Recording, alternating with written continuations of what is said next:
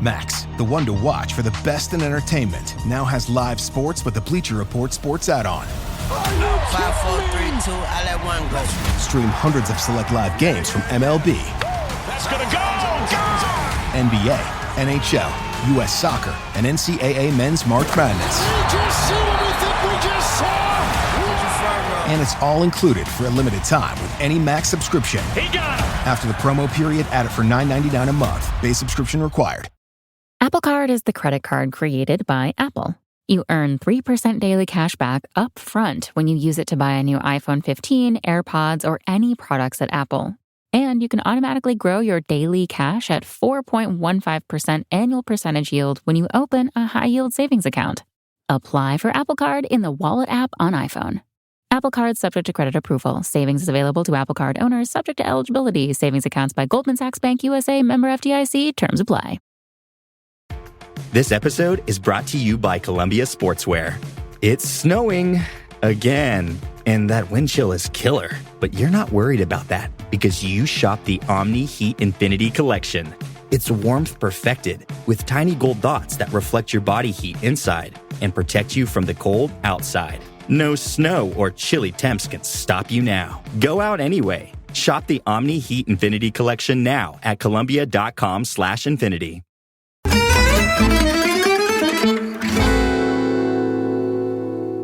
Hey guys, Nikki here. I've literally just got off the radio with Talk Sport covering the Champions League group stage. And I just wanted to do a voice note for you guys right away because it's exciting, isn't it? We want to talk about the Champions League group stage and what it means for the Italian teams. I think it's hard not to want to talk about Milan and just the absolute worst possible draw they could have had. I honestly don't think it could have gone much worse for them. PSG, Borussia Dortmund and Newcastle. So off the bat, that is a horrendous sounding group. Those are four really big clubs. Newcastle, of course, the toughest team you could have got in Group 4, given their spend, their financial power coming into the situation out of Pot 4, feels unfair, frankly. But that's where Milan have landed. Now, I'm going to give you the positive spin on this. I actually think that the top two teams in this group, PSG and Borussia Dortmund, are probably about as vulnerable as they've been in a while. PSG clearly undergoing a rebuilding season, a sort of starting over season.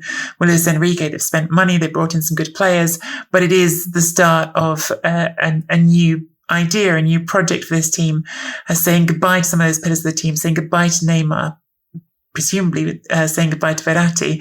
And we've seen so far this season that they didn't start well. They didn't score a goal until Mbappe came off the bench in the second game. Now, with Mbappe in the starting lineup, they won the next game 3-1. So everything comes down to Mbappe, basically. There's still talk floating around that Madrid could come in and do a deal in the last day of the transfer window. I don't know when this will actually get uploaded. So by the time you hear this, you might already know. I think it's not going to happen. I think it's unlikely. But if Mbappe goes, I think they're very much for the taking. With Mbappe there, look, they're a team that's rebuilding, but that happens to have the best player in the world. I still think they're more vulnerable than they have been in a while. So I think they're beatable. They're probably still the group favourites, but they're beatable. So that's just saying that. Dortmund, I think Milan should expect to finish above. Dortmund without Jude Bellingham, it's a huge, huge loss. Their early season form has not been particularly encouraging. I think Milan, with how they've hit the ground running in August, need to go into that in September and want to attack it and get ahead of Dortmund. Newcastle are going to be a tough one. Sandro Tonali coming back to San Siro. It's exciting and awful at the same time. I feel sorry for everyone. I feel sorry for the Milan fans. So, of course, I think he'll get a warm reception, honestly. I could be way off on that, but I would expect he'll still get received well there. But, yeah, you don't want to see him come back and then score against you, lead Newcastle past you and knock you out of the group stage. So, huge, monster draw, in Group F. Group F indeed, as I wrote on Twitter. But the other Italian teams, I think, have come out of this pretty well. Napoli, of course, did draw Real Madrid, which is the toughest draw you could have had in the second pot. But I think the other two teams in that group are very beatable. Don't mean that to be too dismissive of Braga and Union Berlin. Union Berlin have started the season very, very well. If I was going to talk about wild cards in this draw, I think they could be one of them. They're clearly scoring heaps of goals at the moment under Urs Fischer.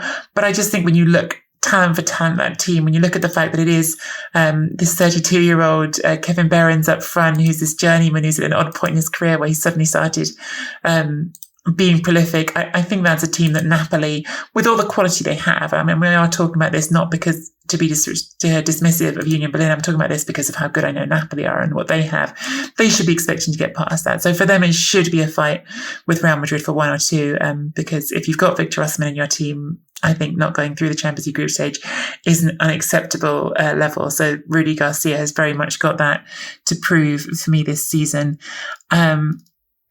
Inter, I think, have also landed pretty well on their feet. Benfica, not the most daunting draw they could have had in the first pot. Obviously, they did knock them out of the Champions League last season. They have made some interesting signings. Benfica, some additions, a chance to see Angel Di Maria back again already against the Serie A club. They signed Kochu from Feyenoord, Artur Cabral from Fiorentina, but I think again, we're not talking about are they a good team or a bad team. We're just comparing them to what else you could have had in pot 1. I think Benfica was certainly not the most daunting team you could have faced in pot 1. RB Salzburg and Real Sociedad competing in the group. Again, it's not to be excessively dismissive of those teams. Salzburg are an interesting team who spend their money well. Sociedad obviously 4th in La Liga last season, that they haven't started as well this time. These are good teams, but I think Inter, as Champions League finalists last season, should definitely be thinking they're going to get through that. And finally, Lazio. I have very, very low expectations for Lazio in general. I think that they are not equipped right now to play in the Champions League. I think they are not off to a good start. And Domenico Sarri, I think that Milinkovic-Savic, as Mina and I have talked about, is this huge miss. I'm not certain that Guendouzi, as much as my Arsenal heart loves him, is a level of replacement that's going to make me think differently about that.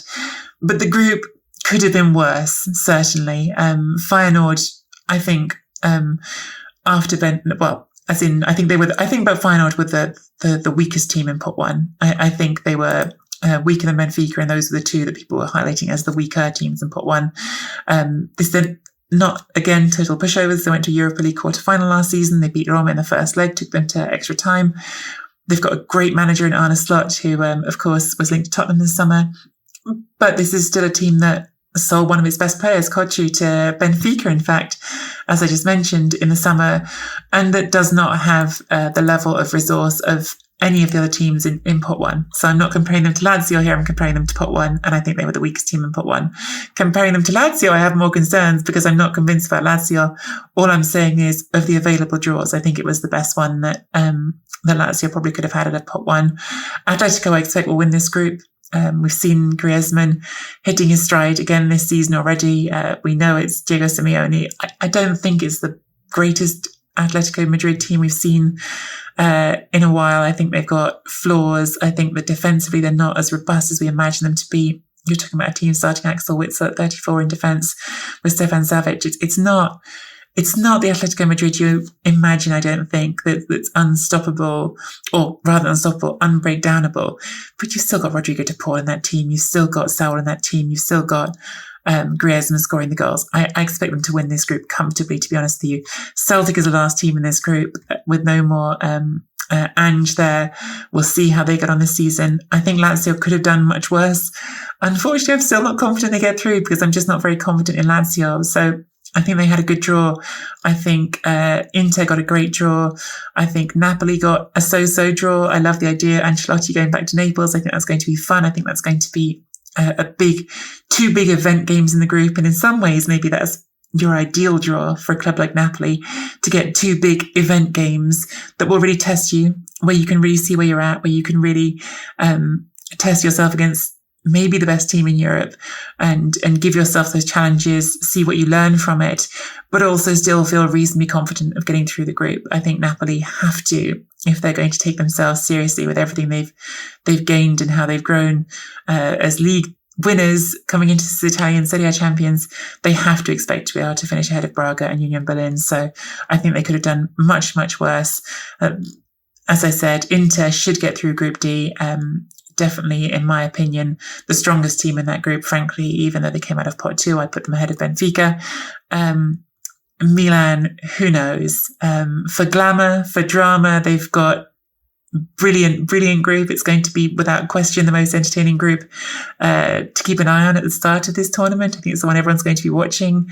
You've got Liga, the Bundesliga, Serie A, and the Premier League all in one group.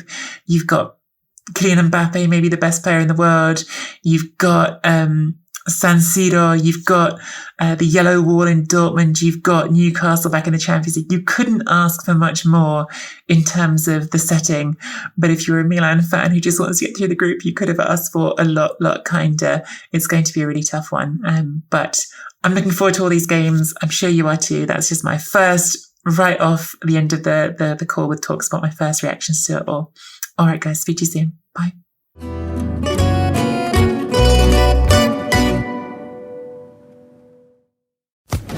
Social Podcast Network. Looking for a fun way to win up to 25 times your money this basketball season? Test your skills on Prize Picks, the most exciting way to play daily fantasy sports. Just select 2 or more players, pick more or less on their projection for a wide variety of stats, and place your entry. It's as easy as that. If you have the skills, you can turn $10 into $250 with just a few taps. Easy gameplay, quick withdrawals, and injury insurance on your picks are what make Prize Picks the #1 daily fantasy sports app. Ready to test your skills? Join the Prize Picks community of more than 7 million players who have already signed up. Right now, Prize Picks will match your first deposit up to $100. Just visit prizepicks.com/get100 and use code GET100. That's code GET100 at prizepicks.com/get100. for a first deposit matchup to $100. Prize Picks, daily fantasy sports made easy.